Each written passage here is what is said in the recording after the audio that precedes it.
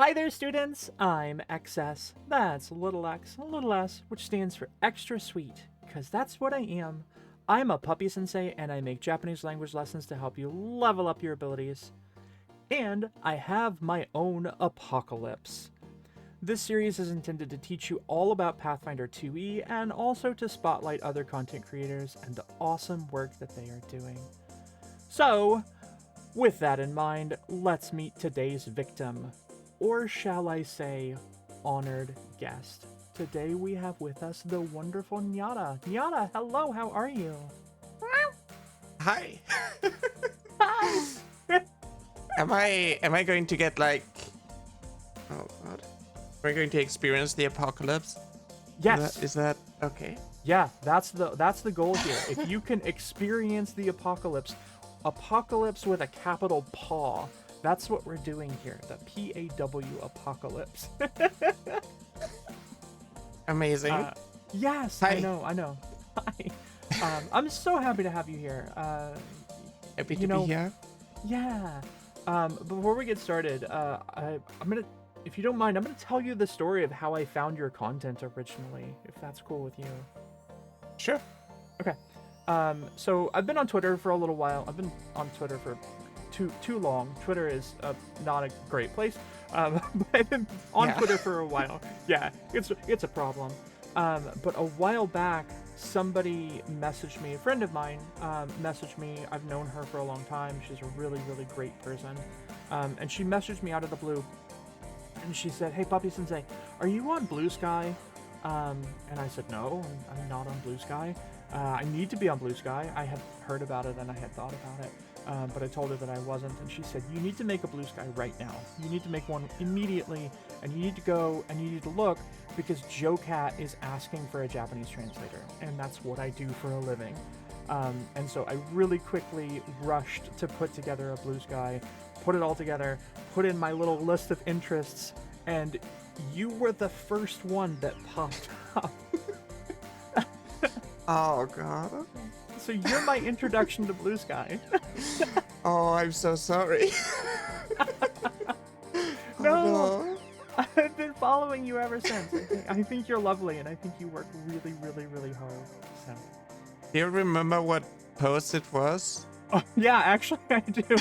It was like, hey, I set up a Discord for Blue Sky, or I set up a pack for Blue Sky, or something like that. Oh, the trans yes. beat you a pack. Oh, okay. Yes. Yeah. And then I couldn't figure out how to get any of that to work because I was brand new to Blue Sky. Yeah, it was just a big mess. But end of the story, I did get that job, and I ended up making that video with JoCat. So two really good things came out of that. I got to meet you and your content, and also I got to work with JoCat. So pretty cool. Blue Sky is the better place. It's so much just better. Yeah. So much better. Go switch to Blue Sky. Don't, just because I'm on Twitter and I'm, enduring it, doesn't mean you should Yeah. You should just leave. Just leave, just walk away. Just leave. Yeah. It's not worth it, Well, with that in mind, I would love to give you a second just to talk about what you do, since a lot of my viewers are going to be new to you. Can you talk about your work? Sure. Great. Calling it work is interesting. But, yeah. Hello, everybody. I'm Yara VT. I'm a little fox spirit, which happens to be trans and talks a lot about trans topics. A lot of things that I learned about in the past, I guess, 10 years, when I found out that being trans is even like a thing, because back then the education was really poor and I never really had like a space to explore my gender identity, expression of gender. It was like really depressed, and now I'm just speaking out and giving people a place who feel like me, and that gets me a lot of hate, especially on Twitter. And yeah, I'm just trying to do my thing. I'm also a huge bottom, and my chat bullies me for it. I'm also one of the VTubers who come up when you look for VTuber and dog bed on Google. Mm-hmm. So I'm the VTuber who sleeps in a dog bed. Before it was cool. Before it was cool. Yeah. And oh god. That's pretty much it. We just talk about random topics and do a lot of unhinged things, especially when I play Power Wash Simulator. I've not actually played that. I need to try that at some point. You should. Okay. All right. I don't know what it is. It brings the demons out of me. Like, interesting. yeah, it's just we're talking about a lot of things while this is going on in the background. That's kind of awesome. If I can pry a little bit about the dog bed, I heard on one of your posts that it helped your back a lot. Oh yeah. Yeah. Interesting. Like, it really takes a couple of nights for you to get used to it, but it's proven that like sleeping on the floor is better for you. Mm-hmm. And it's so interesting every time I'm in like a hotel or when I was like in the hospital recovering from bottom surgery. Yeah. I had so much back pain because I wasn't able to just sleep in my normal bed. Oh wow. It's not even a dog bed for me anymore. It's just my normal bed, and then I have a human bed. That's really cute. I love that, honestly. Yeah, it's like, it's not just sleeping on like a hard mattress, but like sleeping on a mattress that is like, I don't know, on the ground. It just helps with back pain, apparently. Yeah. Like it helped me. So. You know, to me, it's kind of reminiscent of the idea of a futon in Japan, right? Yeah, Because basically. in Japan, you roll your bed out. Yeah. I have this story that I always like to tell. When I was living in Tokyo, I lived in a very, very, very small apartment in Tokyo. So the apartment itself was about 6 foot by about 3 foot. Really, just that's it. Okay. And so it had a futon, and the futon touched every corner of the room. So once you rolled the futon out, it was the whole room. That was just it, just the bed. So yeah, but I always slept really well on a futon as well. So that makes me wonder. The only difference is with the dog bed, I have one that has like a ring around it, so I can like rest my head on it, and it's just like perfect. Because I like being in like an elevated position. Yeah. Because I sleep on the side, and it's just, I don't know, it's just so comfy. And I have like a slanted roof, so I just have like my little corner where That's so my cute. dog bed is. Yeah. That's actually adorable. I love that. All right. Well, I guess without further ado, let's get into this. Let's run your adventure. I'm really super excited. Yeah, me too. Awesome. Go ahead. I've never played Pathfinder, so I'm like Good. anxious. So this series was always designed in such a way that I wanted to be able to use it as a sort of teaching tool to teach Pathfinder 2e, to expand it to new kind of environments. The way that we play Pathfinder here on this show is pretty different. So Pathfinder was never designed to be played as a one-on-one adventure. That's something that I don't think the creators ever had in mind. And Pathfinder is notoriously pretty difficult. So they made it in such a way that they really want you to have a kind of well-oiled machine as a party. So you need a healer, you need a tank, you need DPS. It almost runs like an MMO, but, you know, sitting around the table with your friends. The way that we're doing it, of course, is it's just you. You're all by yourself in this adventure. And so we've changed a few things very slightly. One of the ones that will almost definitely come up in this episode is the idea of hero points. And I'm notoriously really bad about reminding my guests about using hero points. So hero points are something that you can use to save yourself at the last possible moment, especially if it's something that's really, really cool. You'll use a hero point to do things like re-rolled misses, or just elevate something from a miss back into a hit. But you can also use it in a case where your character dies and you're not ready to go yet. You can use all of your hero points to save yourself on 1 HP so that you can go out in a blaze of glory.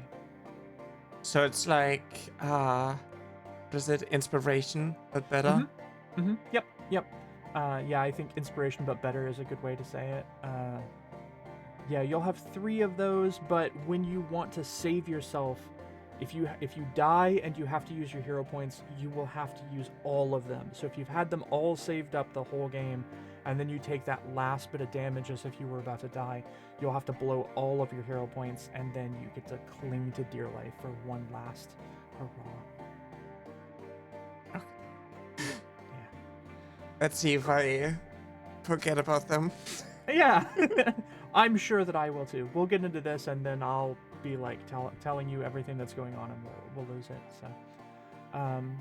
So in a moment after we've made your character, you're going to wake up in a different place, and I want to tell you that I've told all of my players this so far. It's entirely up to you whether you want your character to kind of remember who you were before you woke up in this place or not at all. So if you want to play this in such a way that you wake up and you go, who am I? I'm okay with that. Okay. On the other hand, if you want to have a backstory that is all yours, I give you the power to write that yourself. You can come up with whoever you want your character to be. So we'll go through a little bit of a gamified process, making your character. We're going to select your ancestry. We're going to select your class. We're going to select your favorite weapon. But also, feel free to play with that a little bit. So if your ancestry should happen to be a skeleton, but you say, oh, I really want to be the skeleton of, an ogre or something like that. I don't want to be a normal skeleton. I empower you to feel free. I think there's actually a mechanic for that in Pathfinder anyway, but basically what I'm saying is customize to your heart's content. Okay. Cool. All right. Well, with that in mind, I think we can get into character creation before we get into your adventure. So let's start thinking about who your character is going to be. We'll start with your ancestry, and we're going to give you a randomized choice of 3 ancestries that you can get to choose from. Ancestries are Pathfinder's kind of corollary to race. They stopped using the term race because that's a very loaded term. Okay. Yeah. It's like lineages. Right. Yeah, like lineages. Yeah. Yeah, absolutely. Yeah. Okay. Yeah. So, all right, let's see what your options are here for your ancestry. I think they're going to show up in the Discord, so you should see them shortly. All right, your choices are a lizard folk, a skeleton. Oh, we were just talking about skeletons, and a gnome. What do you think? Any of those appeal to you? I think I have to go with the lizard. Nice. Lizard folk. I love it. Yeah. They get some little special abilities that will go into your character sheet, so that's going to be very, very cool. I'm interested to see where you go with that. So. And you get to have a tail. Let's go. Let's go. It's a tail. Yay. Woo. Everyone loves a tail. It's superior. And even 2 of them. Yes. All right, we will next select your class. So your class is going to complement your ancestry, and it's going to really flesh out exactly who your character is and what you do and what your abilities are as we go through this adventure. So let's see what your class options are going to be.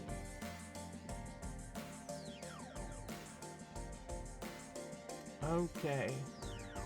So we've got a kineticist, we've got a rogue, and we've got an alchemist. Kineticist, just to let you know, is kind of like, I would think of it as like a Pathfinder is the game we're playing. Avatar, the Last Airbender kind of character. So you're someone who can manipulate elements and things like that with your mind.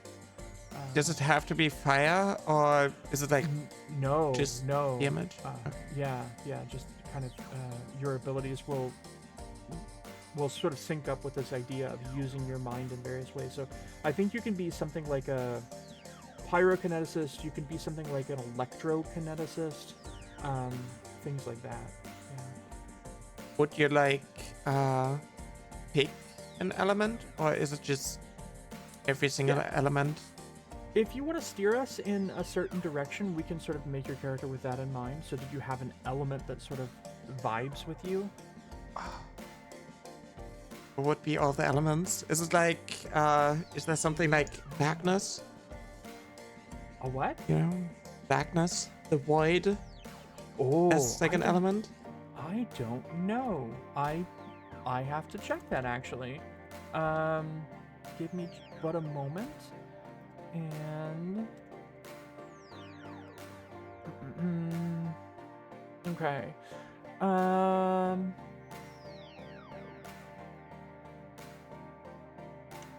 don't know. Elemental blast. Okay, elements are air, earth, fire, metal, water, and wood. So metal's maybe the closest to like something like a darkness. Yeah. Okay, metal. Metal? Yeah. You like that? Okay. Cool. Sounds good. I love it. I love it. We can definitely kind of tweak your character in such a way that metal becomes very important to some of your abilities. Cool. Awesome. Great. Well, the final stage in this is we're gonna give you a little bit of Kingdom Hearts push here, and we're going to give you the option of a favorite weapon.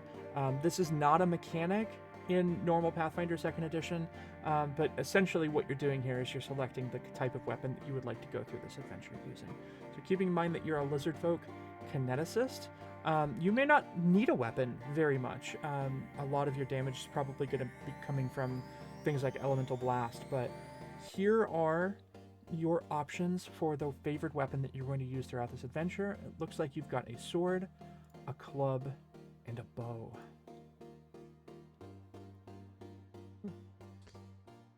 Guess I have to go with the with the club. Okay.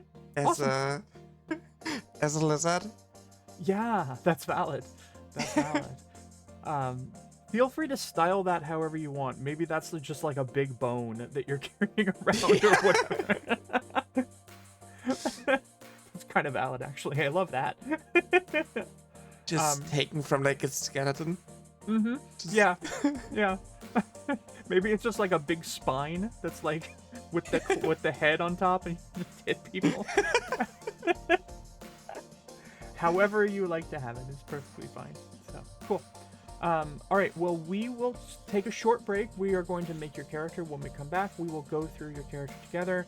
We'll discuss some things and make sure that you're happy with your character before we, kill your character.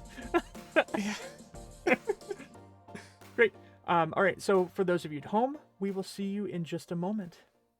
Hi there, students. As you probably already know, I really care about teaching. It's something that I'm very passionate about.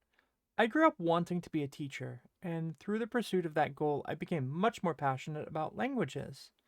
As much as I love teaching, though, I really love doing my best to inspire you even more as a content creator. I want us all to chase our stars together. In addition to being a content creator, I've also been working as a Japanese translator and an interpreter since I graduated with my good doggy degree. So I'm very lucky that I'm able to work with the Japanese language every single day. It's exciting, fast-paced work that allows me to learn and improve my skills in the same way that I hope I can help you improve your skills as well. If you'd like hands-on personal help learning Japanese, head to my website, www.puppy-sensei.com.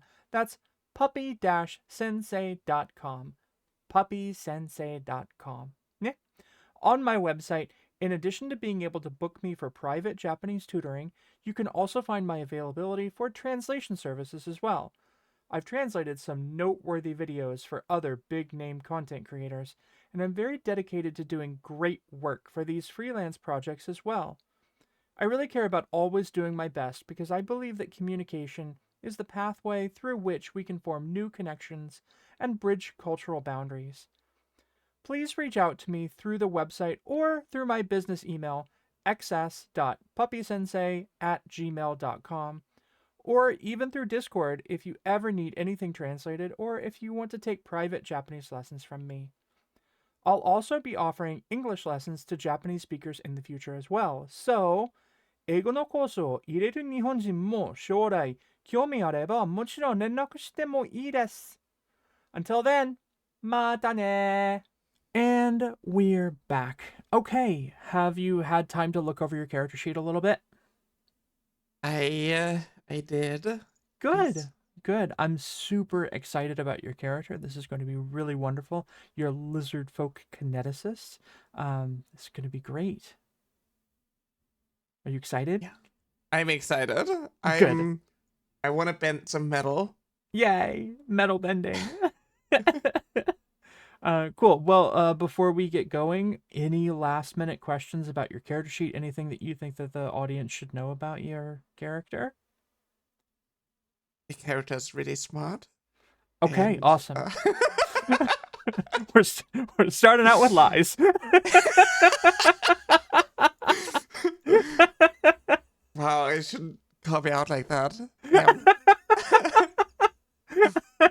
I thought this would go like unnoticed. No, yes, your character is brilliant. You're an inventor of some kind. Yeah, obviously, deception is not that high. Perfectly okay. Perfectly okay. And I'm going to bend some fluids and maybe some genders. Nice. I love that. Yeah, let's bend all the genders. Yeah, all of them. Yeah. Great. All right. Well, then I am going to pull you into this experience. I'm going to pull you into this adventure. Now, you're going to wake up. And when you wake up, you realize that you are laying on cold, hard concrete. I think you're probably laying on your tail, as a matter of fact, and it might be kind of bent awkwardly beneath you. Almost as if you've just kind of been shoveled into this place. You're in a pit. You're about 4 feet down. To the north, south, east, and west of you are stairs leading out. Floating above you, there's a little orb. It's just a little guy who's floating around, kind of flying. He's some kind of clockwork orb, and he's watching you as if he's curious what you're going to do next. So what are you going to do next? Yes, I'm going to stand up. Okay. And is it like dark, dimly lit? It's not dark. So this room is being very well lit by this kind of rainbow light that seems to wash over everything. And the light is coming from some kind of magical portal to your south. So if you look actually here, you would see that there is this kind of ring. It's well taller than you are, really large ring. And you can kind of imagine it like the Stargate, if you've ever seen that movie or if you know about that media. It's just like a disc with this kind of like nebulous, floating magical ability in it. Okay. I'm going to go to the little orb. Okay. Yep. You should be able to. Yeah, good. Is it just doing anything? It's just kind of watching you. Yeah, it's just hovering and just kind of looking at you. Every once in a while, it might tip its head to one side or the other. It does have a couple lights on it, so there's one kind of constant green light coming out of it. And every once in a while, it might flicker a little red light. Okay. I'm like moving left and right. Just, is it like, watching me? Yeah. It just continues to watch you, whatever you do. Occasionally, it might just like back up a little bit, or maybe it comes back in a little bit, just sort of moves around. Sometimes you kind of get the feeling that it's trying to get a good view of you, almost as if it's kind of trying to frame you. Okay. I'm going to pose for the watcher. Nice. I think it will start blinking red lights kind of quickly, you might imagine that maybe it's taking pictures of you. Okay. Can I reach out, try to touch it? Yeah, I think it's going to take a step back as you reach out. It doesn't seem like it's taken aback by this. It's not like upset about it. It's just kind of like, no, thanks. Okay. I get it. Mm-hmm. Do you see anything to the east? Yeah, there is a door over here. So there's a door right here. It looks like a simple wood door. So everything in this area that you're in now, the floor, the walls, they're made of stone. And the stone is very, very, very well polished. I like to say that this room feels very sterile. It's like a hospital. Um, Everything is just very clean, very immaculate, with the exception of that pit that you just came out of, which is neither clean nor immaculate. That just feels like dirty concrete that's been all chipped and stuff. Okay. Uh-huh. I want to punch the door. Amazing. Okay. So good news, bad news situation. You punch the door. The door does not punch back, but Okay. you don't feel too terribly hurt. It's a wooden door, so these doors are wooden, but the rest of the room is stone. Does it have like a doorknob or something? It does. It's got a really simple doorknob, just like a normal door. And trying the doorknob, it would open immediately. I'm trying the doorknob. Okay. Yep. There you go. Through the door, you're gonna see this beautifully lit hearth, right? A fireplace. And coming out of the room, you're just washed with this very pleasant feeling, this very pleasant light, this nice warmth. This just feels like a super comfortable room on the other side of this door. Okay. Mm-hmm. Just step inside. Sure. I think as you step inside, the little orb is going to come inside too. It's going to come right up here, right against the fireplace, and it's going to just watch you. To go to the fireplace. Mm-hmm. Can I touch it? Can you touch it? Yeah. Like, can I just like reach out and feel if it's Sure. like hurting me? Sure. It feels like fire. Okay. It feels warm. But when you touch the fire, you are not burned at all. Okay. So the fire is not burning you. It looks like fire. It's warm like fire. You have the nice feeling of warmth, but it's not actually putting out like high heat. And putting your hand in it, you realize that it's not going to hurt you at all. How big? How big is the fireplace? It's big enough that you could actually kind of crawl into it. I want to crawl into it. Okay, grand. When you crawl into this, it's a fireplace. It's a normal fireplace. There are walls to the fireplace, but something is going to catch your eye. And the thing that catches your eye is that underneath the fireplace, as you look up from the fire, you see that in the ceiling of the fireplace, someone has carved into the stone. Okay. And carved into the stone are words that you recognize. Just regular common words, and it says, "Take the stairs."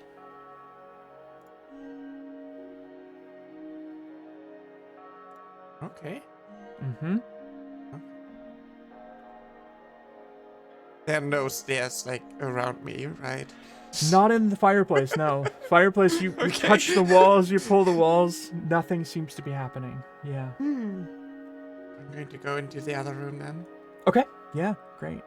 The little watcher's going to follow you. It seems to be watching you like a hawk now. It's intent on everything that you're doing. Yeah. Are there stairs here? Are these the only stairs? These are the only stairs that you see regularly. Yeah. Can I go back into the pit? Uh-huh, absolutely. Is the... Can I just, like, dig around? Yeah, yeah. So the pit itself, the kind of floor of the pit is this kind of like chipped up concrete. Looks like very, very old concrete. Like I said, it's very weird that the concrete of this feels so different from the concrete or the kind of smooth tile of the rest of this room. So everything else here feels like this very sterile, really well kept concrete. This feels like very old. It comes from somewhere totally different. It almost feels as if it doesn't belong in this room. And kind of scratching your way along, maybe pounding on this concrete a little bit. You're not noticing anything, but all around you, there are the stairs. Okay. Mm-hmm. I took the stairs to go to the room, Yeah, so... and it told me to take the stairs again. So that means I'm kind of trapped here now. So I've had you so far kind of...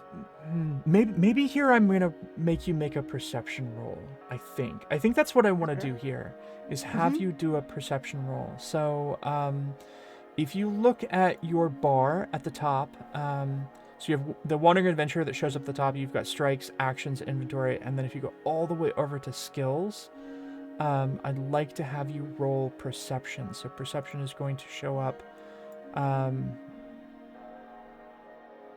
where? I'm not seeing perception. It's not there.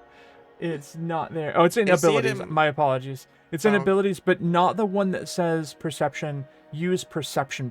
So don't hit the purple one. Hit the one that's not purple at the bottom. Oh, yeah. Mm-hmm. And then I do... Yeah, do you I- should just... It's like a window. Yeah, it should pop up with a window that says perception check. Mm-hmm. And then you're just going to hit that roll plus 11 button. Okay. Okay, you rolled a 28. That's excellent. All right, so as you're kind of looking at the floor of this thing, you've taken the stairs down into the pit. You kind of take a moment to sort of look around, and as you're looking, you recognize that one of the stairs literally looks like it might be a little bit off, right? And so going over to one of those actual stairs, you realize that it's not actually attached. Which one is that? So it should be, I think, this one right here. Okay. Yeah. Can I take these stairs? Can you literally grab it and take it and pull it? Yeah. So when you do that, the stair gives way, and underneath you're going to find a little lever button. Oh my god, I literally just took this stairs. Oh, let's go. Okay, I wanna press the lever button. Okay, amazing. As you press the lever button, literally this entire pit starts moving. So it's going to start moving up, and it brings you up, and you're moving upward from this pit, and you're kind of going with it, right? So it just brings you up, and we are actually going to move into a different room. I think the little watcher is going to... wasn't done exploring.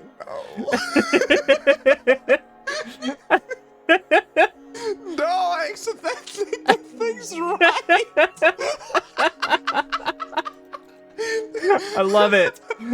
I love it. Oh no. Okay. As this platform slots up into place in this new room, I think the first thing that's going to happen is the Watcher is going to excitedly fly around the room, as it's just like, it just seems to be so unbelievably happy, and it's flitting around everywhere. And now what you're going to see, you are in a circular room. there are exits to the north and the south. Around you, there are 4 pools. One of them seems to have lava in it. One of them seems to have water. One of them might be sand and earth. And then the other one is going to be like a little tiny itty bitty garden. And one thing that's going to stand out to your mind is that growing out of the tree, or perhaps the tree is growing around the body of an automaton that's giving off this rainbow glow. I want to go there. Okay. All right. Let's go. Yeah. So you see a tree kind of intertwined with this old, rusty, busted up old automaton, right? And whether that tree is entwined with the automaton or it's growing out of the automaton, you can't really tell. But it has this core kind of tucked in, and there are vines kind of growing all around it. And the core is giving off this beautiful rainbow glow. Do I feel something when I go closer? Yeah, I think you're The gonna aura? feel. I think you are gonna feel this like wash of sadness around you as you feel this. This kind of feeling of almost, I would describe it as homesickness. No. Can I can I touch the Oh my god. Can I touch it? Yeah, absolutely. The automaton? Yeah, putting your hand maybe on that core, you're just gonna be washed over with this rainbow light, and you just feel this feeling of peace, but also just this homesickness. This kind of like this wash between like, okay, I accept this, but then at the same time, like whatever this thing is, it's probably maybe long dead. And I think that it leaves behind this residual feeling in you of like acceptance. This is the way it was meant to be. Is there like the tree that is like growing out of it or around it? Is that like a special tree? Yeah, I think it does feel like a very special tree. I think it probably feels kind of like it's an oak kind of tree, and it feels weirdly alive. It just feels really like in this place, in this kind of environment, in this place that's felt so sterile. Everything else here feels so sterile. This feels like a point of bright, beautiful life, as maybe the life and death of this automaton has given new life to this tree. Can I touch the tree? Yeah, absolutely. It feels very much like a tree. It feels alive. It feels real, and I think it just, again, you just feel this like, yeah, this is what life feels like. Okay. Yeah. Is it like growing fruits or something? I think, yeah, maybe there might be like a bud of an apple that's not quite ready yet. I want to eat it. Okay. Okay. Great. Yeah. Hungry. Yeah. So yeah, I think it's not quite ripe yet, so it doesn't taste great, but yeah, you eat it, and I think it does make you feel like, oh, if I had needed to heal, I might have healed just then. Okay. Yeah. Anything else like around it? Not really in there. I mean, just some small plant life growing around. Yeah. Then I guess we go down to the lava. Sure, yeah. So that is just a pool of hot-looking lava. Just seems to be there, kind of bubbling. Can I reach out and feel if it hurts me? Sure.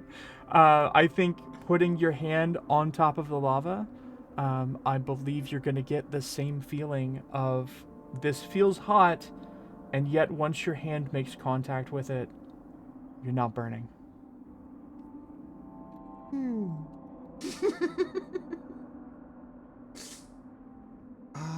What if I slowly try to go inside it?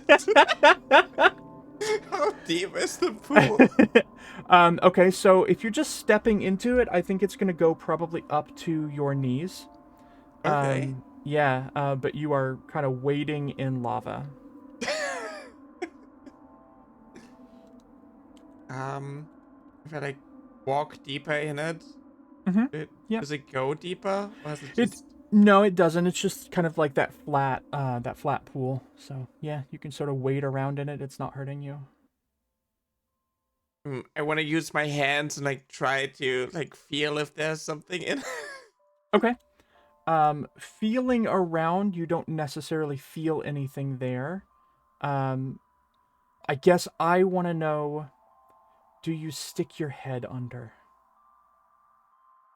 I'm tempted. I'm really tempted. I think I want to. Okay. Yeah. All right. So sticking your head under, I think what you're going to see is something scrawled at the bottom, and I think it's going to say, "Face the maidens." Okay. Okay. Yeah. Going to step outside. Okay. I want to go up to the thingy again and see if I can find any markings too. Okay. Okay. Um, Looking around very carefully, you're not seeing anything that looks like markings. There might be markings on the automaton, but it doesn't seem to be anything that's really relevant, and most of it you Okay. probably can't even read. Okay. Yeah. Going to step to this one. Okay. Here you are going to see probably sand, and it's swirling around with wind. There's a good little gust of wind that's kind of swirling around in this area. Okay. Mm-hmm. If I reach inside, does the wind affect me? No, just feels like wind. Just feels like nice wind. I wanna step inside. Yeah, yeah. So stepping inside, you just feel this kind of swirl. Every once in a while, you feel the sand kind of getting whipped around you. But whatever is causing this wind, it's clearly some kind of magic. Okay. Yeah. Are there any markings? Nope, nothing that you can see. And in fact, since it is kind of like a layer of sand, anything that would have marked would get blown away pretty quickly. Fair enough. Yeah. Last one. Yep. Yep. And this just looks like a pool of water. Doesn't seem to be anything particularly special about it. Going to jump inside it. I love it. You jump and splash in the water. It feels nice, cool, very cool water. You're not sure what's causing the cooling effect, but it does feel just like a nice, cool little pool. If I put my head under the water, do I see anything there? Nope, nothing that you can tell. Okay. Who are the maidens? Oh, there's an entire... Oh, didn't even Yeah. see that. Yes, there are exits to the north and the south as well. Oh. Odd. The little orb is just following you everywhere you go. I'm just going to walk around. Okay, yeah, great.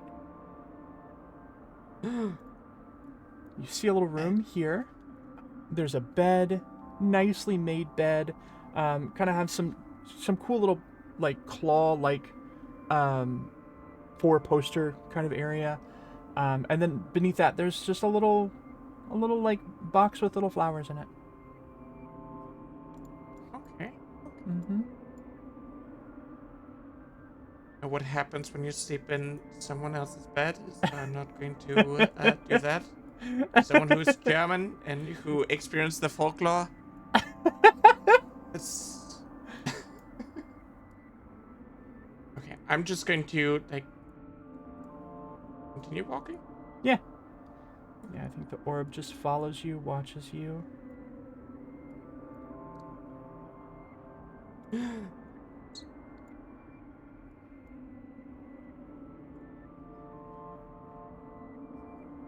Are there just rooms here?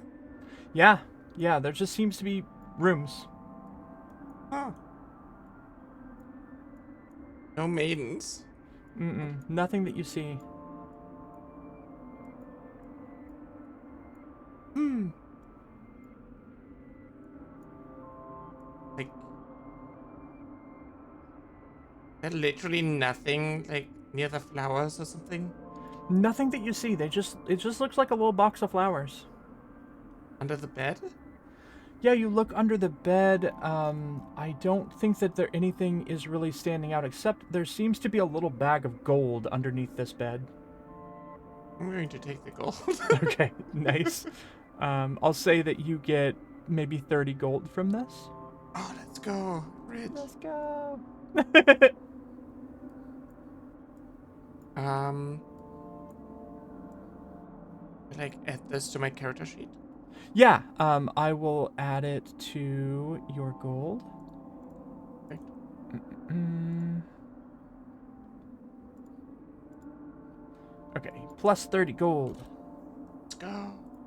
All right, you now have the equivalent of 45 gold. That's it? Mm-hmm. Yep, There's nothing else here? that's it. I'm surprised. And then, of course, with the same kind of rainbow light, it seems to be a copy of that portal that we saw before. Like, nothing here? Mm-mm. Nothing that you can see, no. There is kind of an indent in the wall that looks like maybe there's something there, but you can't see a way through. Can I go on the other side of that? On the opposite side, would be the ring where you were before. Yeah. Yeah. Ah. It would be like... Yeah. Yeah, right there, basically. Yeah. There's something...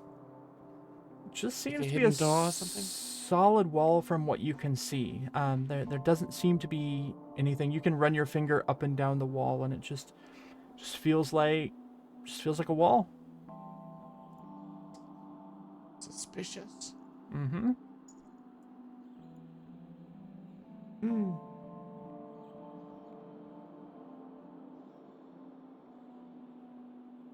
There's no way there's nothing. Where are the maidens? Who are the maidens? I believe I don't have maidens, yeah? Oh, where are they? And on the other side, there's also Yeah. like nothing. Yeah, I think the same thing. You feel like, yeah, there should maybe be something there, but this just feels like solid wall, just solid rock. And the whole time, the Watcher is just kind of just watching you. Maybe every once in a while, that little light will blink red as if it's maybe looking at you more closely, zooming in. Can I like go a little back and then like run into it? Yeah, absolutely. So you take a step back, run up and maybe like try to body it, and you just bounce off as if you just hit concrete. It's like I just hit concrete.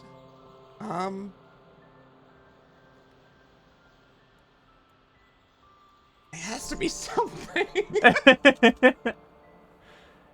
I think the little Watcher is looking at you, and maybe it kind of looks a little bit like it's laughing. Hmm. God damn it. Okay. I just think maybe it has something to do with the beds. Mm, I'm going to lay on the beds. okay. Maybe that's how I face the maidens. So you lay down on this bed, laying there. You're overcome with this feeling this intense feeling you have in your heart, this unbelievable feeling, very strong, that nothing happened. You're laid in a bed.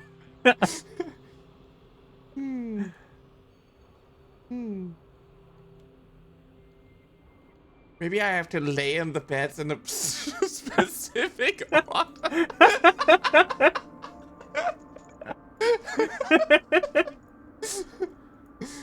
I'm going to go back to, like, the stairs, and I want to see if there's, like, anything else. Yeah. Giving everything a really good look, you don't notice anything else. It's still the same pit that brought you up from before.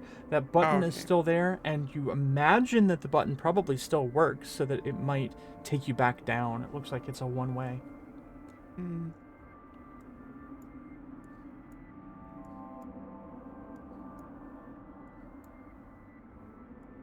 God damn it. Okay.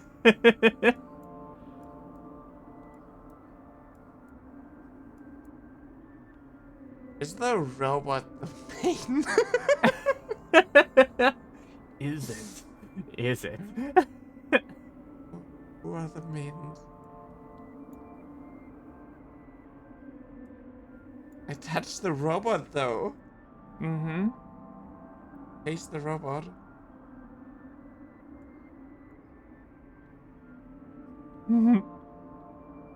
Is there like something in the other room that I like missed? Is this? Oh god. Could be. Hard to know.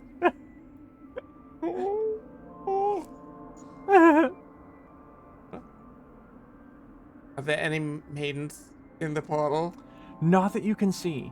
Not that you can see, but yeah, this seems to be the same portal basically as the one that you came from below. I'm going downstairs. Okay, great. So we will hit the button and we'll take this little elevator back downstairs. Yeah. I want to go to the other door. Yeah, absolutely. I'm going to punch it. Okay, great. Same thing. It does not punch you back, and it won't open either. So it still just has a handle. Can I use the handle? Yeah, absolutely. It'll open easily. Perfect. Yeah. More fire. Yeah, more fire here. Let me go into the fire. Sure, absolutely. You go into the fire same way as before. Looking around, you don't see anything. There's nothing carved. No messages. Damn it. There's a door here, right? That's right. Yep, there's a door there. Kind of punch it. Great! You punch it, and it does not punch you back. I will open it. Okay, yep. I swear There's if I stop punching doors, it's going to punch me back when I reach for it. So I just know. Yeah, you open the door. It leads into a very, very small little hallway. Itty bitty little hallway in here. In fact, I don't know that you'll be able to walk into it. You might have to click and drag. Yeah. Yeah. So again, we have another door to the north. This feels like a worthless, meaningless hallway. Okay. I will open the door. Okay. It didn't punch you. That's good. I was scared. Now you're in a hallway, long hallway. One of the things that kind of gives you pause on this hallway right away is that you can see those lines as if somebody has moved furniture. It's as if this room used to have carpets in it and the carpets have been removed. Okay. Mm-hmm. We go to the right. Yeah. There's a door there. Same kind of door. Opening the door. Great. Hoping it the doesn't door. punch me. No, it did not punch you. And you enter this room and you see this very nicely made bed. Different style of bed than the beds that you saw upstairs, but it's just a nice little bed.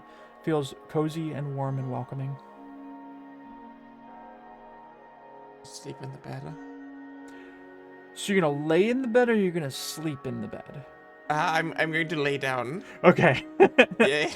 Okay, big difference. All right, yeah, you Yeah. lay there. It just feels like a nice, comfortable bed. I think you roll around in it a little bit. It's fine, you know, it's a normal bed. Anything underneath?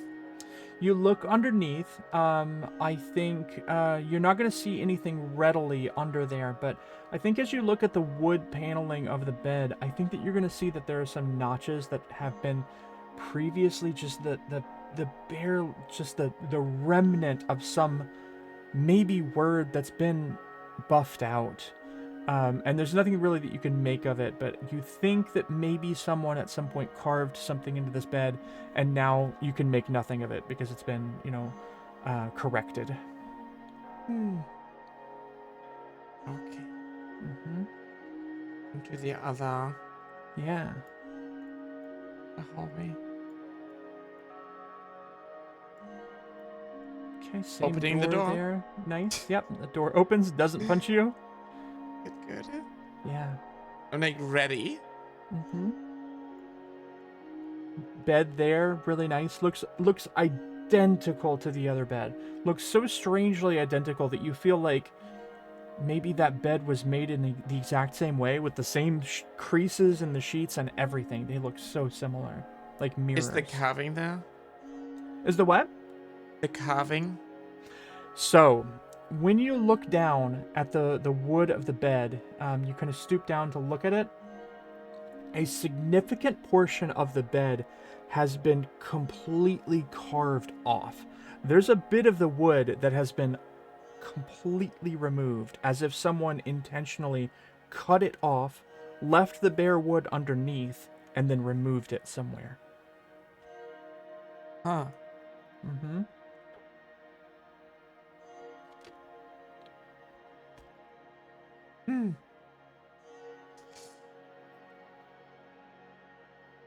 Interesting. Yeah. Yeah. What do I make of this? Indeed. There's not like a hidden entrance in the wall here or something, because like Nothing that you can see. Yeah, I know that there's space there, but you can't see any hidden doors, hidden buttons. Running your hand over the wall, there's nothing that you can really make out from it.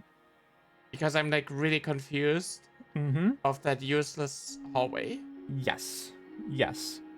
I agree. So I'm like wondering if there's anything in that space. Yeah, you look around here, you spend a good long time kind of puzzling over it, looking at all the walls. You don't see anything. What is the point of this one? What's the meaning of this? Oh. Yeah, no. Yeah, no. Like, there's no main. What is this? So there are treasure chests here. There are chests, and as you approach, you kind of feel a kinship with whatever is inside this. You almost feel like, oh, I really want to open this. I want to open this. Yeah. Okay.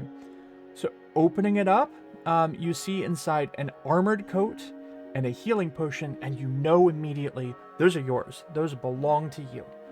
Okay. So you can actually loot those right out of the chest. You can just grab the item and move it onto your sheet if you like. I can just. Why does the loot button not work? I don't know why that loot button is there. I think that's just telling you that that's loot and not something that you can buy. Okay. Yeah.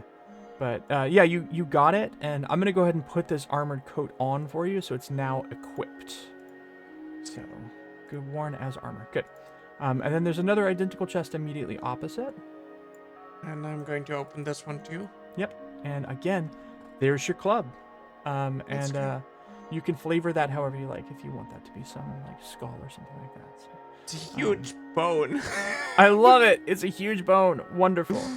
I'm gonna equip that for you. You probably won't maybe need it or not, but that's up to you. But the little watcher is kind of going back and forth, just kind of watching you. And every once in a while, it'll take a little move toward the portal as if to say, yeah, you got everything you needed. Okay. Yeah. And I don't know when we're going to face the maidens, but this is going to be on my mind for a really long time now. I know, I'm so sorry. Okay. Let's go through the portal. Okay, wonderful. All right. The way that I'm going to describe this to you is that as you step through this portal, it is as if somebody took your center around your center area, your stomach area between your ribs, and just started pulling as if to turn you into one long piece of spaghetti. You get ripped through time and space, and you become this long noodle, and then you reconstitute in a new place. So you are going to appear somewhere entirely new. When you appear, you are inside some other structure. So I'm going to move us now,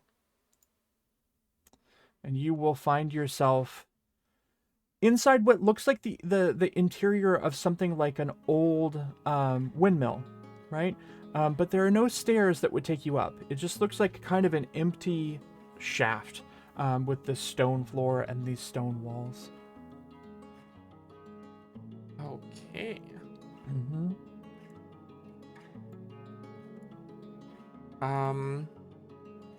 There's a door. Yep, there is a door to the left here. Need to open the door. Okay. Opening the door, there is a snowy landscape beyond. As you open the door, you're kind of washed with cold. You see off in the distance, there is a river, and coming out of the river are these creatures known as scum. They're kind of fish-like creatures, and we are immediately going to go into combat. So let me set up this combat for us. We're going to die. Yay! All right. Put you into combat state. All right. So I will roll initiative for them. I'm going to have you roll initiative for yourself. This time we want to roll that purple initiative. So not the ability one, but the purple one. Yeah. Mm-hmm. Do I have roll now? Yep. Go for it. Looks like you rolled an 18. So you... Oh, no. One of them gets to go first. No! No! All right. These things rise out of the water, and... Where's my 20? You're right there. All right. It rises out of the water. How far can you move? You can move 20. How far away are you?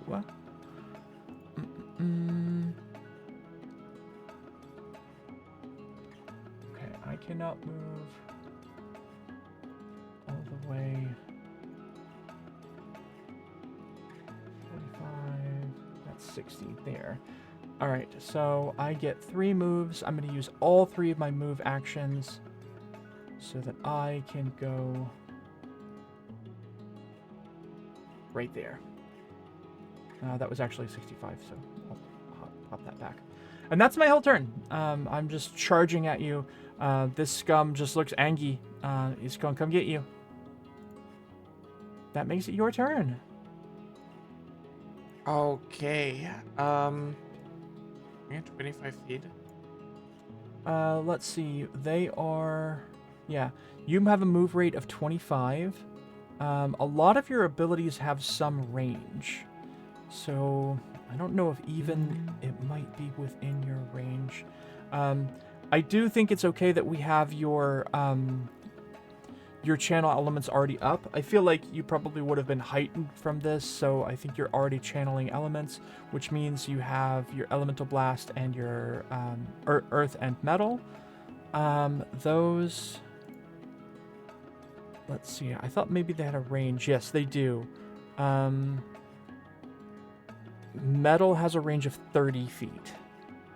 So where do I see that?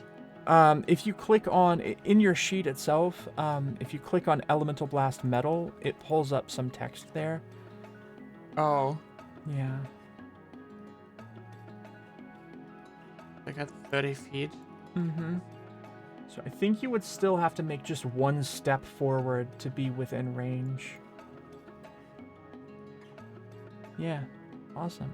Where do I see, like, how does it work with, like, action points and whatnot? Where do I see?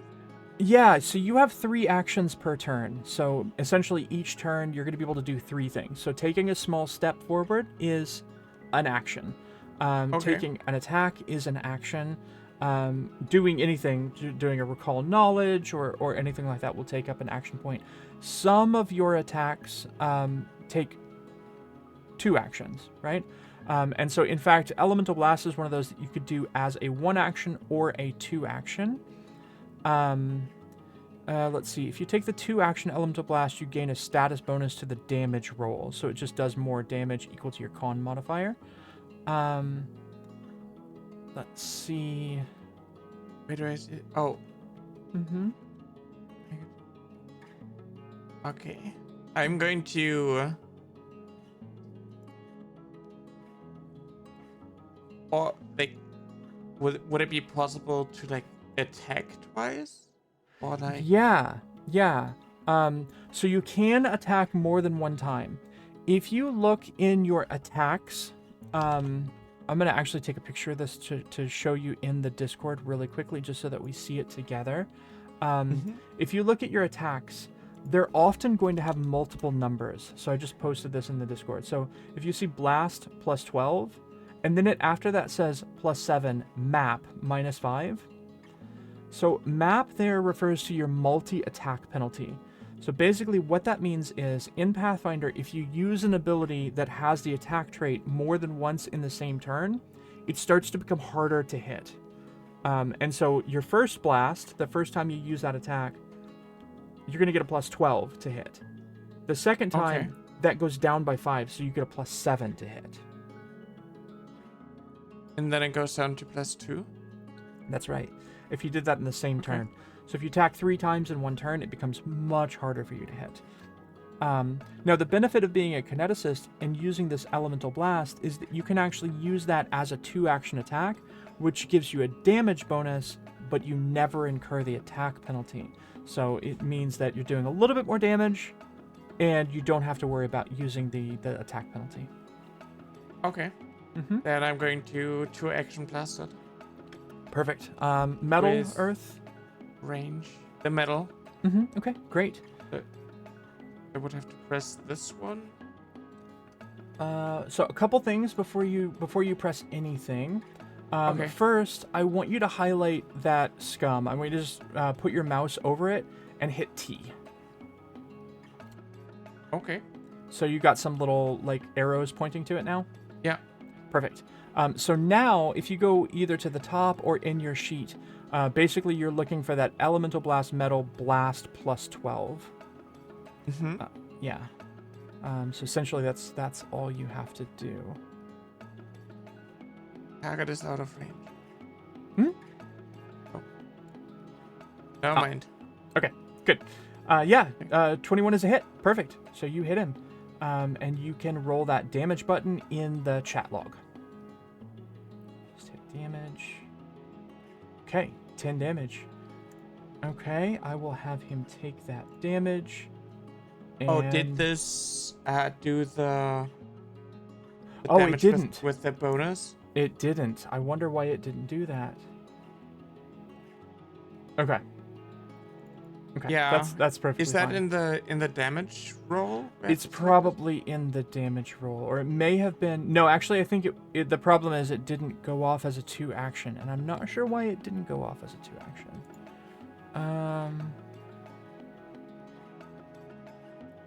Oh, that is a pain. Where do you even go to do... Oh, I see. Okay, my bad. I didn't even notice this. So you can't do this from the hotbar at the top. When you use these in your sheet, there's this little button that says Elemental Blast 1 action. You have to change that to 2 actions. Where's that button? In your sheet, under actions. Oh, I have 2 actions selected though. Oh, really? Yeah. That's weird. That's weird. So Yeah. So I'll give it that additional 4 damage. I apologize. I don't know why it's doing that. I caused it to have the extra damage, and it's still saying that it's out of range, and I don't get that either. The first one's not out of range though, so yeah. I don't know what the difference is between these two. There's one that's at the top. One just doesn't work, and the other one does. Yeah. Well, I guess we'll just use the one that works. Yeah. Okay, so I think that you took 1 movement and 2 actions, so that is going to be the whole turn. It did take quite a bit of damage, so nicely done. I will go on to the next one. Let's see. You are here. I'm going to move you 60 feet. 60 feet would be there. Why didn't you move? 60 feet. There. And they are rushing you. And there. Okay. And that brings us back to the first one, which gets to move and then I believe attack you. So this is 30 feet. That's still going to require me to take 2 movements. So I will come here to your side and I'm going to be able to attack you once. I will do a fangs attack on you. That's a miss. So that ends its turn and it brings us back to you. So you still have your kinetic aura over. One is right next to you. The other 2 are approaching quickly. You won't have to make a movement, so you can do your elemental blast. It's now well within range, obviously. You take no penalty for being close to it. You have your club, and then you also have other abilities that will help you out a lot. Yeah, I'm currently looking at other strikes that I have. Yeah. I don't really have anything that use. I'm looking at your Shard Strike ability. That might be something really good. Each creature in the area attempts a basic reflex save. They'll take some damage. But it's just 1 right now. It is a 15-foot cone, but I don't think we can get that cone to quite go off. Yeah. What I was thinking. I guess it's time to just hit it. Okay. Going to elemental blast with metal. This one? The one in front of me. The one in front of you. Okay. Yeah, just make sure that is targeted, and you can go ahead and do that elemental blast. Hopefully it doesn't give us any trouble.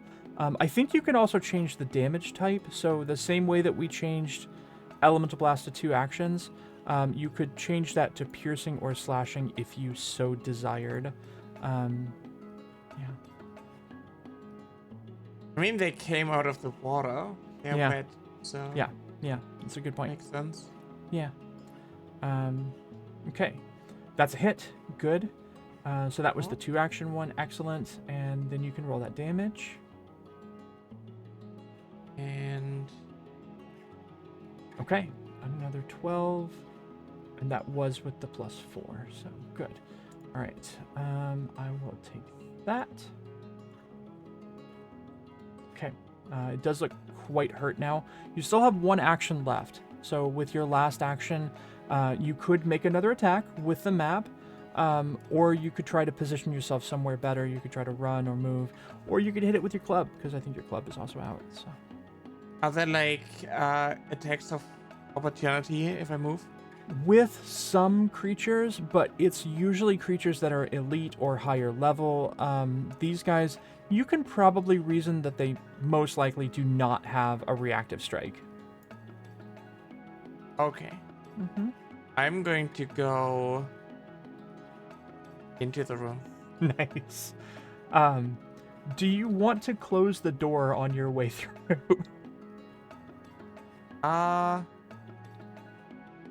Does that take an action or no? No, I can give it to you. If you want to just slam the door on your way through, that's okay with me. Yeah, okay, sure. Okay. Yeah. I know Close it. technically by rules it should take an action to close a door, but I'm perfectly fine saying you run Okay. through, grab the door, and close it. That's okay with me. So. Okay, cool. All right, so that is gonna be their turn. This one will take 2 moves, and then we'll just use his last action to open the door. So you stopped him for a minute, which is good. That's his entire action. This one will need to move. He gets to move all the way in, but he only makes it there. He is in range of you, but he can't attack. And these things do look like they are... They're not behaving rationally. They don't seem normal. This is a movement. This is a movement. And then I get to attack you. I'm going to do a claw strike at you. So, let's see how this goes. That's a hit. With a 29, that's a hit. So I use my reaction. Oh, you do have a reaction. Now, your reaction will kick you out of your elemental stance. Oh, okay. Let's see. You can totally do that. But I guess I'm going to take damage and then I can do the reaction. Let's see. Equal to your physical damage. The attacking creature must attempt a DC 22 Fortitude save. Yeah. It would technically happen after you take damage, so it's entirely up to you if you want to do this. So I'll roll the damage, and that's 10 damage. Wow. That is max damage. Wow. Okay, how do I... Yeah, do you want to do the reactive strike? Yeah, I was just thinking where I can like take the damage, like subtract the the damage you're gonna take by clicking on yourself and then clicking on that damage button in chat. Just the damage button over in the chat log. Yep. Okay, you took 10. Okay. Good. All right. And do I have to? Yeah, you'll have to decide if you want to use the reactive action. I will gladly use it for you if you want. But again, it's the question of, do you want to lose one action on your turn or not? Now, losing that one action is not that big of a deal because you're still going to be having 2 actions to attack with, and then you just won't have the map. So, if you want to use it, I can have you use it. Would the general elements only go away if I use the kinetic aura, like this overflow? Yeah, when Or you is use this... when you use an overflow, it basically kicks you out of kinetic aura, and then it just takes you like 1 second to bring that back, basically. So okay. yeah.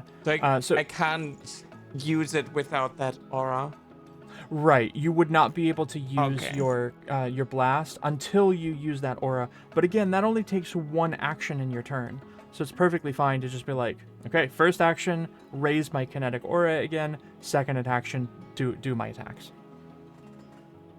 No, then I'm going to not do it. Okay, all right, sounds good. All right, then it is your turn again. Okay. You have to do something. Mm-hmm. You have to do math. Maybe. How do I... Can I do like a cone shape?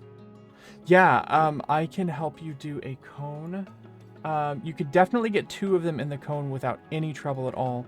To do a cone, you're going to go to the far left side of Foundry.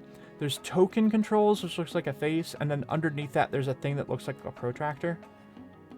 or a ruler. Click on that, and then the second one down looks like a duck face, and that's a cone template. It doesn't pop up. That's why I'm confused. Oh, that's weird. Yeah, when I click on the ruler, Huh. I can do this, but there's like no pop-up. Oh, that's weird. That's weird. So yeah, it should show up the the second ruler to the right is probably not the one that you want. You want the one on the left. Oh, and okay. then the one that looks like a cone. But I think from where you are, you can definitely get these two in a cone easily. Oh, wait. Am I not? I'm thinking if I should move or not. Okay. But I get rid of it again. You would have to click on it and then delete it. Okay. Click and delete. Yeah.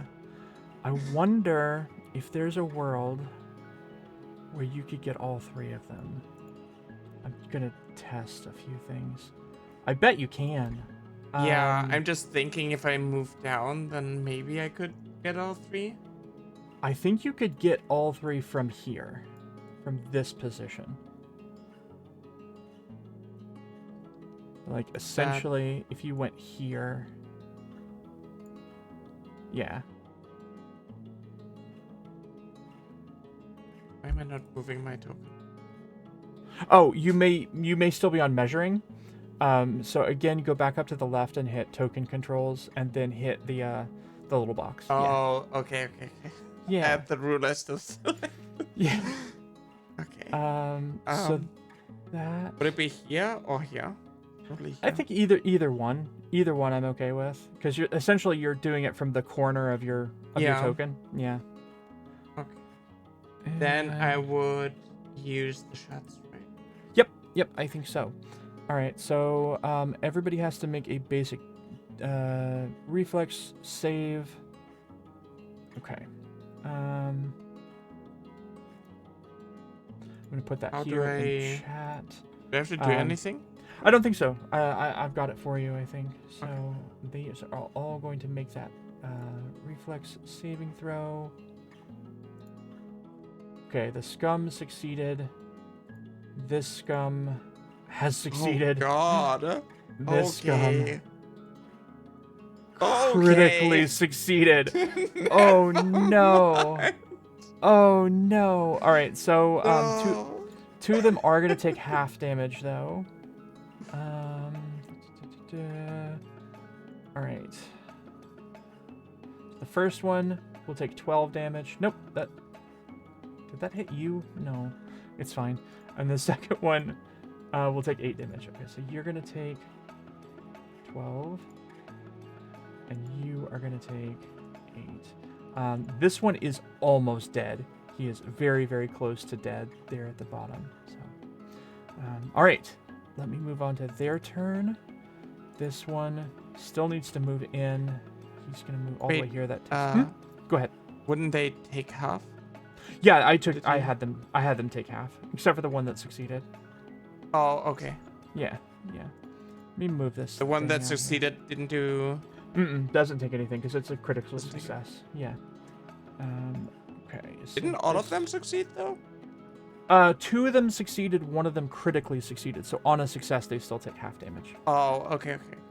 Yep. This one moves here and targets you and attacks with a melee trident attack. That's a miss.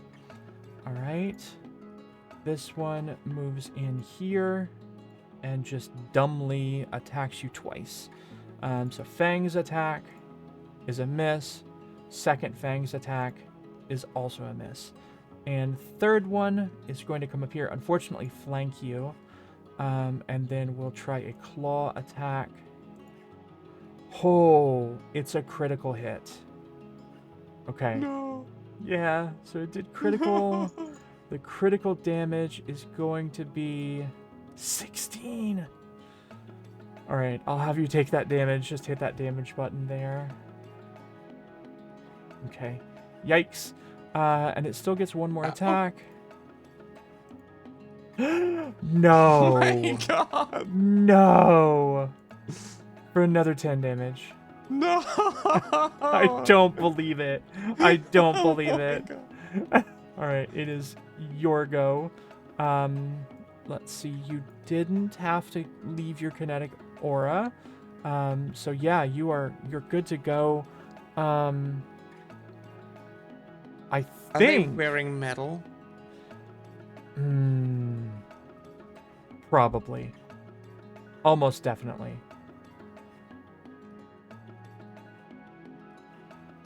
Let's see. Your magnetic pinions might not be bad here. Make a ranged impulse attack against up to 3 creatures within 60 feet of you. That's all of them. You gain a +1 circumstance bonus to your attack against any target wearing metal. They are. All 3 attacks count towards your multiple attack penalty. That doesn't matter. Doesn't increase after all the attacks. They would take 3d4 bludgeoning plus 3d4 piercing, or double on a critical hit. That could be really good right here in this moment. Is there like a penalty when they're like too close? Nope. Okay. Mm-hmm. So I could just target all 3 of them? Yeah, absolutely. You would just tap that impulse attack button in the chat log. Yeah. Woo. Oh my gosh, it's a critical success. Let's go. Let's go. All right.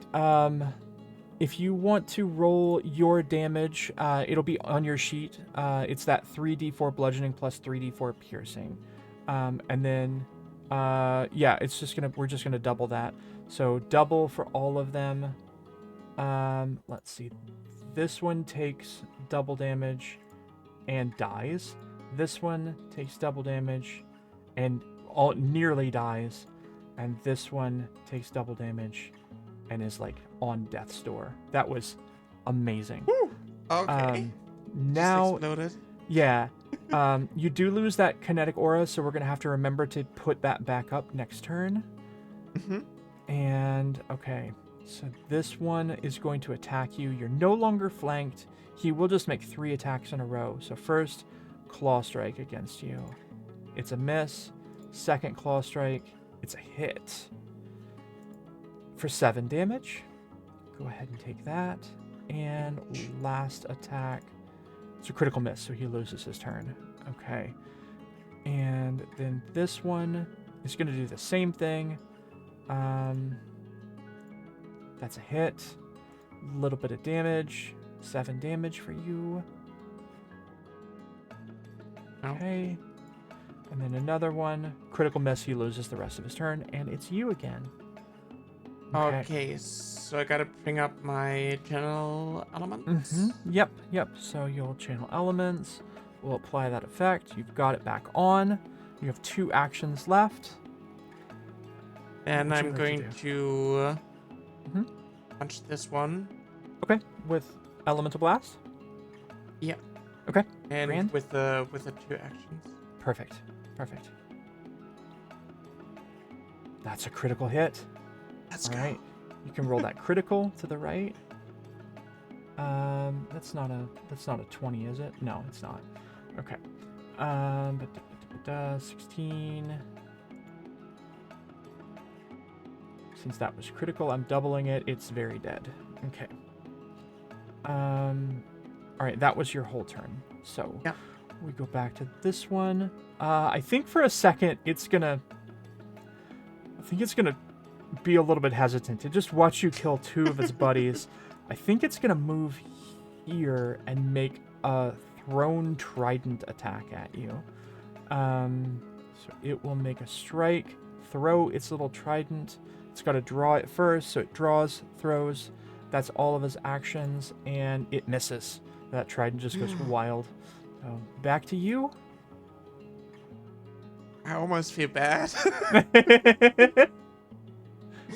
Wait, how strong am I?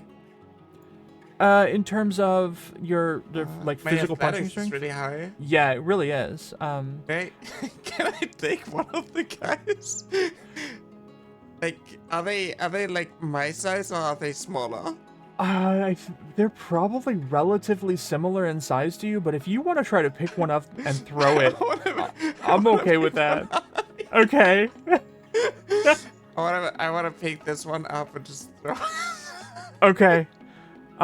Let's treat that rule of cool. I'm gonna treat that as an unarmed attack, but I'm gonna give it special damage if it hits. Roll an unarmed strike at plus 11. No. Okay. So you throw this and it just like hits against the wall. And this other one just looks like, huh? I think I do need to treat that as 2 actions, so you'll have 1 action left if you still want to have an elemental blast attack. Okay. Do I roll with like the map or just? I'm not gonna make you take the map on that. Let's just have you roll normally. So your blast plus 12.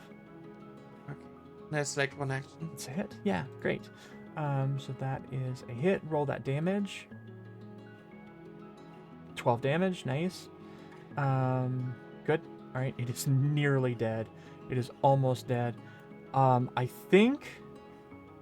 Oh, that could have been so cool.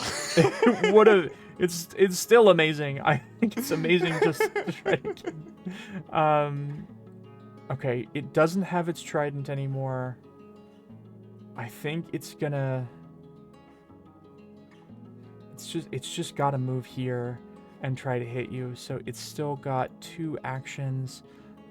Let's try to Fang strike you. That's a hit. Oh, they really are just getting like little hits on you ever so slightly. All right, 9 damage for that. I want to take my action. My Sure. action. Sure. Yeah, absolutely. Sand. Yeah. So let's put that in. Would be that. Great. I will roll that. It's a critical failure. It's petrified. It's turned into stone. Effectively, that ends this battle. Like, you win, basically. Let's go. Okay. You also regain 6 HP, so I'm gonna give that back to you. So that puts you at 33. Okay. Nice. Can I take like one of the potions? Yeah, you definitely can. So I think you have in your inventory, you have 1 moderate potion. Nice. A lot of healing. Oh, damn. Holy. Perfect. Okay. Perfect. That actually, that helped a lot. That's a lot of healing. Okay. I'm going to apply dead to this guy. That was amazing. I love it. All right. Now, the moment that last one falls, something is going to happen. And the thing that's going to happen is that right in the center of this room, a door appears. And it's a wooden door that just appeared out of nowhere, but it's just freestanding. It's just like a free door that doesn't seem to go to any room. I'm going to punch it. Okay. Excellent. You have punched several doors on this day. Yeah? Every time you've punched one of these doors, it has felt like wood. And wood kind of has grain in it. You know, you punch it and it has a little bit of give to it. You punch this door and it punches as if it were like steel. Oh. Even though it looks like a wooden door and you're expecting it to be like the kind of give that wood has, when you punch it, it just like reverberates through your entire soul that you're just like, ow. No, it fought back. yeah, this door did fight back. Yep. Now there is a handle. The thing is, since this is a freestanding door, you could go on either side and you can't really tell which way it's supposed to open. Okay. I wanna. Let's go from the top. Okay. Yeah. Great. So there is a handle there. You just pull the door and the door opens. Now, as the door opens, you're going to see something, and I'm going to drop this into our Discord call. So you'll see it in the chat in just a second. Basically, what you're seeing on the other side is a room. You're seeing a nice kind of beautiful library or possibly museum type room. It's very pleasant. The air on the other side just feels really nice and very calm. Um, and I can't find the here it is. Okay. You see this room with books, really old books, treasures, things that look incredibly valuable, all on the other side of that door. And in the center of this room looks like it's a circle, right? Ironically enough, it looks like it's about the same size as this like windmill that you're in, right? And sitting in the center of the room, there's a woman. She's wearing business kind of attire with a skirt, and she has 4 horns on her head. So there's a set that kind of curves around, and there's another set that sort of goes straight up. And you open the door, and as soon as you open the door, her attention just kind of turns lazily to you, and she just watches you as if she's wondering whether or not you're going to step through the door.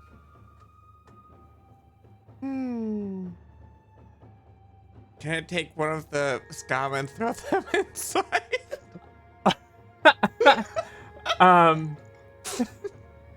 Yeah, I think you can. I think you take the scum and you throw it inside and it goes through the door. And I think she's just gonna look down at that and look back up at you. And she just has this look on her face and she just goes, why would you do this?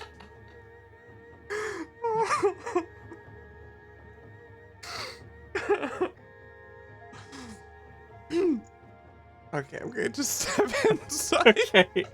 Okay. So stepping in, you do have this kind of nice, pleasant feeling about this room. It feels good. It feels very nice. It feels very welcoming and warm. I think immediately, even from where she's sitting, you're going to smell what she's drinking, and she's drinking some kind of drink that smells strongly of cinnamon. And on the opposite side of the table from her, there's another cup that seems to be waiting. And she just kind of gestures very lazily. She goes, hello, welcome. I'm glad that you're here. Hi, I suppose. Why did you throw that into... Don't even bother answering. I don't really care. Peace offering. Was just peace offering.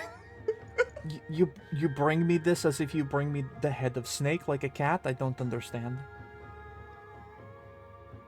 I mean, you know, sometimes when you hunt something, you want to share it. And I think you should accept that. You should feel honored that I even shared this with you. I don't know if honor is the thing that I'm feeling, but I'm okay. I accept it. You can come and sit with me if you like. You can have some of this that I'm drinking if you want. I'm enjoying it very much, but you don't have to if you don't want to. I'm going to sit down. Okay. You probably have a lot of questions for me. I don't know that I can answer many of them, but I'll do my best. I bet that there was probably a little bug, and the little bug was flying around. I hear it all the time. Anyway, I'm called WitchHazelHyena. I live here. You're now in basically what is my home. Uni. You can just Uni. call me. You can just call me Uni. It is okay. Most people can't say WitchHazelHyena. It's all right. It's Uni, and Uni is fine. She just has this like vibe that she's just a little bit put out right now. Who are the maidens? I think when you say that, she's going to perk up a little bit, and her head is going to tilt to the side. For a moment, I think there's this little bit of recognition, and then she thinks about it, and she's like, I don't know that I've ever heard anyone say that to me before, but there are many maidens, I think. Which ones should I face? I don't know that I can answer that. Are you the maiden? I'm a maiden, I suppose, although I don't know if you can call me maiden. I'm actually pretty old. Age is, subjective. Objective. Subjective. I suppose this is true. Anyways. So, what is this place? I think you can kind of think of this as a place between places. This is not like a real physical place, it is more like a metaphorical place, but it is where I have to live. I live here all the time, and what I do here is I collect stories. She kind of gestures around to all of the many, many, many books that are all over the place. And she says, in all of these books, these many books that I have, are the stories of adventurers who have come through that door, the one that you just came through. That door is the entrance and not the exit. The exit is the other door that is behind me. And she points to the other door that would be an exit. She kind of gives this little nod. She says, as people come through here, I offer them a deal. I say, I will help you in this little adventure that you're on, but in turn, you have to sell me a story. I'm going to take the story from you, you give me the story, and it becomes my story. Does that make sense? So you're claiming ownership of my story? That's correct. It's my story now. I'm going to own it, and I'm going to write it down in one of these books, and then it is mine, and I keep it so that everyone will always know about it forever. Do I get credits? I suppose, in a way, I don't know that it's going to matter very much, but yes, I think technically your name will be written down for eternity. Does that help? That helps. Okay. Is that something that you're interested in? Do you want to make this little deal with me? I help you, you give me a story? Yeah. Okay. I think I have something for you. Okay, then I'm happy to listen to your story.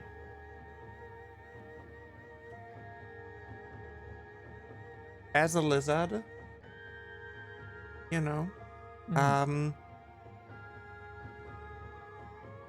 growing up in a civilization full of humans feels weird. It feels like you don't really belong to the place where you grew up in. And no matter how hard you try to fit in, you will always face struggles. You're trying to pick a side and trying to fulfill what is expected of people in this society, and you try really hard to just belong, but eventually you're going to realize that it's just impossible, and you just have to find a place where people like you are the norm, where you're no longer an outsider and instead are just you, and you have people who you fit in with. And if the town, the environment that you grew up in just doesn't feel right, you kind of have to get out of that area, wander around, and I did that. I decided that this home doesn't feel like it's a place for me, and I had to start wandering around and find people like me, not other lizards, but just people who are lost.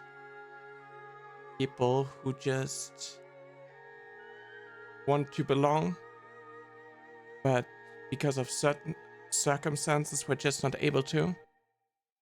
And together we were able to build a new home. A place where everyone, no matter who they are, just fit in. And even though it's hard to lose people behind that you grew up with, if they're not the right people for you, it will always be painful to hang on to these people, isolating yourself because everyone around you is just not for you. It's not that you are not good enough for other people, it's just other people aren't the right fit for you. And sometimes you just have to get out of there.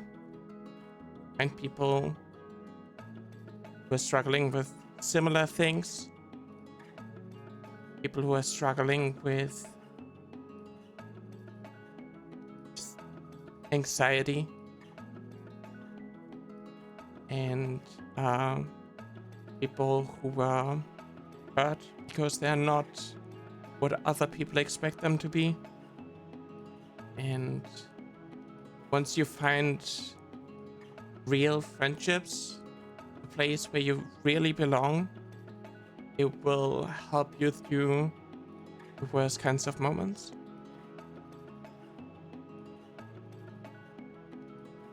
Had a good story. I think she's just gonna set down whatever it is that she's drinking, this cinnamon tea. I think she's gonna look at you, and there won't be any real recognition on her face. You don't really see like an emotional response from her, but I think she sets both of her hands on the table and she says, I think this is maybe one of the best stories that I've ever heard, and I'm very honored to have it in my collection of stories. So I thank you for trading it to me, and when you leave here, you will have something that will be very helpful to you, I think. I'm glad.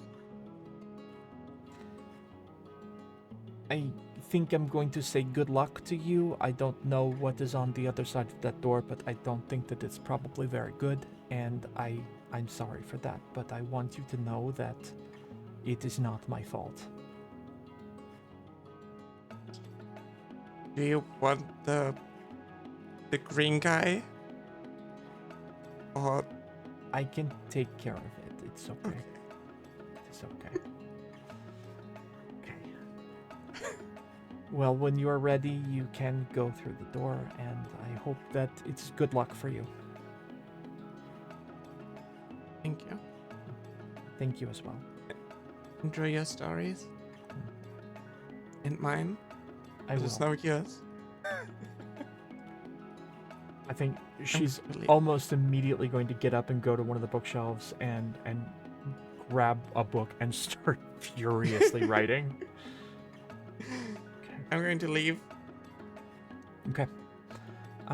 You will step through this door, and as you do, you're going to appear somewhere hot. You step through the door, and it is immediately quite hot as you appear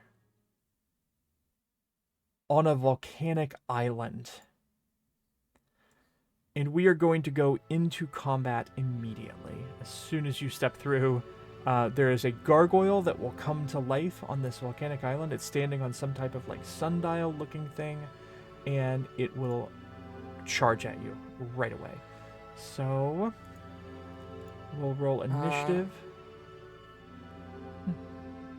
Go ahead. Here we go. Yeah. No! Oh no. No! 26. 26. Now, the other thing that I want to tell you is that as you step through the door, as if by magic, you suddenly have a new potion on your belt. And I'm going to tell you that this potion is a potion of Black Dragon's Breath. This liquid contains blood from a black dragon. For 1 hour after you imbibe the concoction, you can unleash a Black Dragon's Breath weapon. The potency of the breath depends on the potion's type, based on the age of the dragon. Exhaling Dragon's Breath uses a single action. You're going to create a 30-foot line of acid, which deals 4d6 acid damage.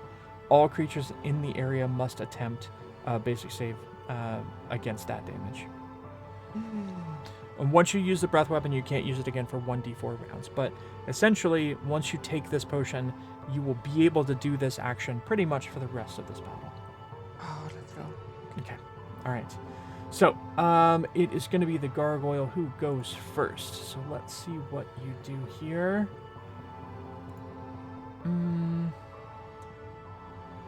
Okay, I have quite a bit of movement.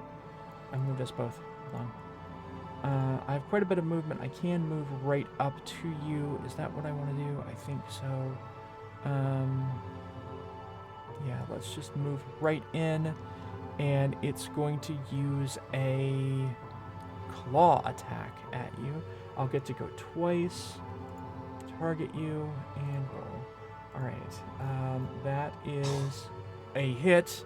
I don't know why it didn't appropriately target you, but that's fine. So that hits you for 7 damage. I'll take that for me. Okay, and then it will attack you again. For 28, that's a hit. For 11 damage. Oh god. Yes. Yes. And that's my whole turn. Angie Gargoyle. Alright. Well, I guess I'm going to take the potion. Okay. So that'll take an action to drink that. Great. Okay, yeah. So you've used it. And now you can... Do you want to use an action to breathe it? Yeah, I think we can use the first roll, or should I just click it again? Yeah, we can use the first roll. That's perfectly fine. Oh, wait, no, because it's not... Yeah, that's fine. I just have to make a basic reflex save. Okay. Making a reflex save. Fail. Fail. Good. So you're going to do your full damage. I think we can just treat that as the 19 damage. So I will take that. Yeah, and I roll the 1d4. Yeah, so three rounds until you can use it. Yeah, again. Okay, if I survive this long. Yes. And you have one more action left for your turn. I will bring up the channel elements. I don't know if I still have it active. Yeah, I think it's valid to apply that, so cool. All right, you have that back, and that will bring it back to the gargoyle's turn. I think it's not going to be very smart about this, and that's okay. It's just going to do 3 attacks in a row. So, melee claw, a miss, another melee claw, critical hit. Nice. That will be 30 damage. Oh my god! Oh, this is going swimmingly. Oh my god! Can I use the calcifying sand? Yeah, absolutely. Oh no! Take off your... You did succeed, though. God damn it. Yeah. And then you lose your aura, so you'll have to put that back next turn. And then I'll make my last attack on you, which is a hit. For 12. Oh my god! Okay, that is the end of its turn, though. Oh, I just saw I can't even use calcifying sand again because it's for 1 hour. Yeah. Oh, is it 1 hour? Yeah, it's 1 hour. Oh, okay. So only just for this creature. Okay. Oh, okay. So Okay. like, Yeah. So okay. you won't be able to use calcifying sand again in this battle against this creature, because the Okay. calcifying sand has an effect that says you can't trigger it again for Okay. that creature. So. All right. Otherwise, this would have not been as good No, as I no, thought. this would have been rough. Yeah. Okay. Okay. I guess I channel my elements. Yep. So we can put that back on. Good. You're got And that effect. Okay, blast it with bit of slashing damage to it. Yeah, we can totally try that. And then I just blast it with 2 actions. That is a hit. All right. Go ahead and roll that damage. 14 damage. Good. It did not take the maximum amount of damage that you feel like it should have taken. So you blasted at it, and you just feel like, that didn't do as good as I maybe wanted it to. And I think that's your whole turn. That's my turn, yeah. Yeah. Mm-hmm. Okay. All right. Yikes. This is scary. I'm worried about how this is gonna go. Claw strike. Actually, no. It's gonna bite you. I'm gonna use its jaw strike. Do a bite. Oh no. Oh no. 22 damage. Okay. Good news, bad news. You have 3 hero points. You can blow all 3 of those hero points, and you will not die, right? Mm-hmm. But you're going to be at 1 HP. And it has another attack? And it has 2 more attacks. So it may just kill you anyway, unfortunately. Okay. I don't know. Let's just drag it out. Yeah. Let's see what happens. You have 1 hit point left. You're just wavering here, and it attacks you again. It looks angry that it didn't just kill you. But here we go. That's a hit. No. That's a hit. For 7 damage. As it finally just bites through you and just blah. Nom nom nom nom. What a pathetic end to this lizard. It's so sad. It's so sad. I'm gonna give you the dying condition. I'm so sorry. Oh my gosh. Amazing. What a cool character. What a cool experience. I'm sorry that gargoyle beat you up. That was, I think if I didn't get like how was it, like 3 or 4 critical hits from the others, maybe. Yeah, that first fight was a little bit rough. They rolled really well, but yeah. So did you have a lot of fun? Did you have fun? Good. I'm so glad. I'm so glad. This was a blast. You were wonderful to work with. I enjoyed it so much. So thank you so much for being here. Thank you for doing your best. I tried. Awesome. And I will also say, oh my goodness, you did some things in this episode that I was not ready for. You did great. You uncovered so many things. So, so proud. Still thinking of those maidens. I know. One day. You know, I love that this game kind of feels in some ways like a roguelike, right?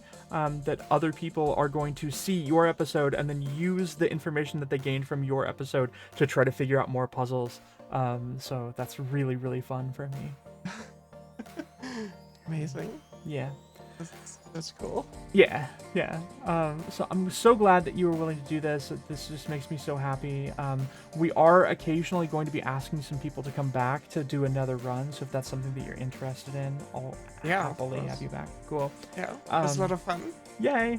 Well, the last thing that I will ask from you is, would you like to leave our viewers with any words of wisdom? Is there anything that you want to tell us about you, or maybe even any upcoming projects that you might have? Is there anything on the horizon that you're really excited about doing? That's a good question. I mean, I guess TwitchCon EU is coming up. Whoa. I'm like fun. really excited for that. That's awesome. That's awesome. In the last weekend of May. Okay. So that's like really exciting. Yeah. We're going to meet some people in the community who are able to go to the Netherlands. Awesome. And yeah, I mean, you know, if if my lizard story resonated with you, then you know, just know that there are people out there who welcome you. And my community is always open for people who are struggling with fitting in. That's so sweet. Oh, sorry. No, that's just so sweet. That's just so sweet. Yeah, I mean, like, I feel like it's really common to not really fit in, but it's like different when you have things like gender dysphoria. Yeah. Because like on top of the normal social issues, you just don't really feel like valid enough. Yeah. And you know, sometimes you're just trying to appeal to the wrong crowd. Yeah. You know, when I had my GRS, I had complications. I had really bad complications. And I didn't know anything. You know, I didn't know what to do. So often when we have complications from you know, these gender surgeries, we don't have kind of the knowledge or the ability, and sometimes doctors aren't the best about telling us, you know, what's really happening. And I made a big mistake. I made a huge mistake. I was scared and I didn't know what to do, and I had all of these very strange symptoms, and I posted about my symptoms online. And that was so dumb of me, so short-sighted of me, but I was scared, right? And what else can you do? Yeah. And so I reached out to other trans people, and I got some really great responses, some responses that literally saved my life. But the downside of that is that some people got a hold of this information, and in fact, they made a betting site about me, about whether or not I was going to die. Yeah. Oh my god. So people were actually taking bets. And that kind of thing is just so cold and so, yeah, it's just awful. But at the same time, the other side of that is just the beauty of our community coming together around people who are struggling and being able to say, I see your pain. Yeah. It means the world. Like, as a trans person on the internet, especially in the current climate, it feels like the entire world is like just stacked against you, but it like really warps your perception of society as a whole. Yeah. And you know, when I was in the hospital recovering from bottom surgery last year, I also had like people like DMing me being like, oh, I'll give you 3 months, I give you 6 months. Yikes. You're going to regret this, you're going to regret this. And it's just cruel of people being like, hi, look at the statistics or whatnot, and it's like, you are the reason why. Yeah. You know? Yeah, I'll be very vulnerable, and I'll say that after my, you know, I had to have 8 revision surgeries after my complications, so they did 8 additional revisions. Oh my god. And ultimately, I lost my canal. They couldn't save my canal. And so I also had to have part of my leg removed to kind of patch things up inside. Yeah. And with all of that, with all of those things, with the loss of my canal, with the loss of part of my leg, I'll probably be limping for the rest of my life, but I don't regret it for a second. There's not one part of me that would go back. Even if you told me the day before my surgery, you're going to be in pain and you're going to be suffering and you're going to lose so many things, I would still do it. Because this is who I am. Yeah. I mean, like, it's an incredibly risky surgery, and people have to be really sure, but like, I know for me, like, I was fortunate enough that I didn't have any complications. Yeah. But like, I know that it fixed so many issues for me. Mm-hmm. And if you watch my content from before bottom surgery to now, like my energy is different. Mm-hmm. And I don't know, it just helped me with social anxiety as well. Yeah. We become And who we're meant to be. Exactly, you're just feeling comfortable in your own skin. Mm-hmm. And if people don't want to understand that, then it's their loss. We don't have to cater towards these people. We don't have to hide who we are. Yeah. Just to, I don't know, pretend we are like them. Mm-hmm. Because we're not like them. We're not Yeah. that cruel, you know? Yeah, you're so right. And I'll just reiterate, I've said this before, but just a little bit of, I guess you would call it hero worship on my part. I just really, really appreciate the work that you do and the content that you put out. It affects me personally. Every time you put out a video, I watch it and I just very often feel like I'm just so happy that you're out there kind of in a way fighting on my behalf. And that means the world to me. I don't know. I always feel like speechless when people tell me that like what I'm doing helps them. Yeah. And like I'm fortunate enough that I'm not living in the US right now, but I have friends there, family there. Yeah. And it just feels like if people get me to shut down, and like I'm letting down everyone who is struggling because of transphobia. Yeah, it's very true. You're very brave, and I appreciate you a lot. I'm not doing anything brave. I'm just sharing because like I was forced, like I didn't have any education on trans topics. Mm-hmm. I was forced to like disassociate and hide behind a mask for such a long time, and I fought through so many